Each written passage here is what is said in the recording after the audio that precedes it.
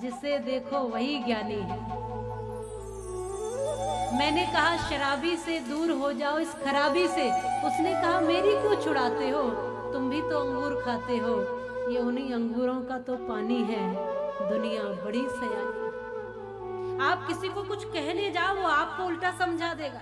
जैसे भगवान कृष्ण ने दुर्योधन को समझाया तो दुर्योधन ने कह दिया कि मुझे उपदेश देने की आवश्यकता नहीं, मैं सब जानता हूँ। जानते तो सभी हैं, बहुत लोग जानते हैं, जानना ही काफी नहीं है, उस जाने हुए ज्ञान को जीवन में उतारना ही महत्वपूर्ण है। और कथा इसीलिए बार बार हम सबको जगाती है। मैंने कहा जुआरी से, जुआ खेलने वाले, दूर हो जाओ इस बीमारी से, उसने कहा मैं क्यों छोड़ दूं जुआ, धर्मराज युधिष्ठिर ने भी तो खेला था भैया, रीत ये पुरानी है और दुनिया बड़ी सयानी है, जिसे देखो वही ज्ञानी है।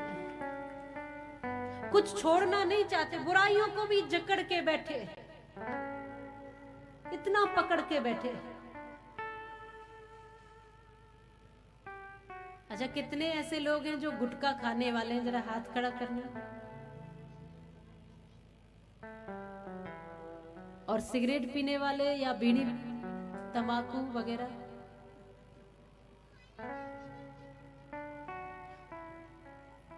तो मैं कई बार निवेदन करती हूं कि आप छोड़ दीजिए, तो लोग कहते हैं कि देवी जी छूटती नहीं है, छूटती नहीं, अभी छोड़ के देखोगे तो छूट जाएगी। अभी आप गुटखा हो या सिगरेट हो, आप हाथ में उठाइए और छोड़िए उसको, छूट जाएगी, वो चिपकी नहीं रहेगी। चिपके तो आप हो, बुराइयां आपसे नहीं चिपकी हैं, बुराइयों से आप चिपके हुए हो। हम बुराइयों से चिपके। अरे कभी भी दुकान से, फैक्ट्री से चल करके गुटखे का पैकेट अपने आप आपके जेब में नहीं आया या मुंह में नहीं आया, आप लेकर के आए हो, आपने खोला, आपने मुंह में। हम बुराइयों से जकड़े हैं, हमने बुराइयों को समेट रखा है, हम कलेजे से लगाए हुए घूम रहे हैं बुराइयों को। बुराइयां तो अपने आप छूट जाए। अरे वाल्मीकि जी का जीवन बदला, तुलसीदास जी का जीवन बदला, अनेकों का जीवन बदला और इतने महान बन गए जीवन में। बात यह नहीं है कि कुछ बुराई हमारे जीवन में आ गई, अरे समाज में चलते चलते, जीते जीते कुछ अच्छे गुण और कुछ अवगुण भी आ ही जाते हैं। लेकिन विशेष बात यह है कि उस बुराई को छोड़ने के लिए हम तत्पर संकल्पित हो जाएं, तत्पर तैयार हो जाएं, अच्छे कार्यों के लिए तत्पर तैयार हो जाएं। ये हमारी अच्छी बात होगी, ये हमारी विशेषता होगी, ये जीवन की ऊंचाई होगी, ये जीवन की श्रेष्ठता होगी। और यही कथा का सार है। और फिर आप कह सकते हो कि हम राम जी की भी मानते हैं। अभी आप नहीं कह सकते कि हम राम जी की मानते हैं। मेरा प्रयास ये रहेगा कि इन 7 दिनों में हम राम जी की भी माने, श्री राम जी को भी माने और अपने जीवन को राममय बनाए, माँ जानकी के चरणों में समर्पित करें, वात्सल्य से, करुणा से, प्रेम से।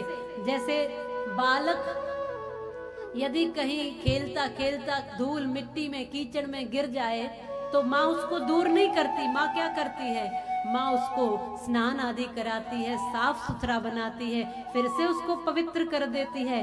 वैसे ही हम सबकी माँ भी जानकी मैया हैं। ये पावनी कथा के स्वरूप में, वात्सल्यमयी कथा के स्वरूप में, सानिध्य में आप सब आइए। माँ जानकी के उस वात्सल्य और प्रेम से स्नान करते हुए हम सब पवित्र बनेंगे। तो पूर्ण विश्वास है मुझे कि 7 दिनों में हम भी एकदम पवित्र हो जाएंगे, भीतर बाहर। बालक की तरह माँ जानकी के चरणों में आना पड़ेगा। वो हमें निश्चित रूप से स्वस्थ, स्वच्छ, पवित्र और आनंदित करेंगे, ऐसा हमारा भाव है। आओ उसी भाव को माँ जानकी जी के चरणों में श्री स्वामिनी सिया जी हमारी ऐसा भाव रखते हुए हम सब उनसे प्रार्थना करेंगे। आज प्रथम दिन है, हमारा भी जीवन परिवर्तित हो, हम भी कुछ अच्छे भाव और संकल्प ले पाएं और कल से समय से हम कथा में विराजमान हो पाएं। कल से मन से, पूरे भाव से बैठ पाए और कथा का आनंद ले सके। आओ भाव से सभी मिलकर के भजन गाए।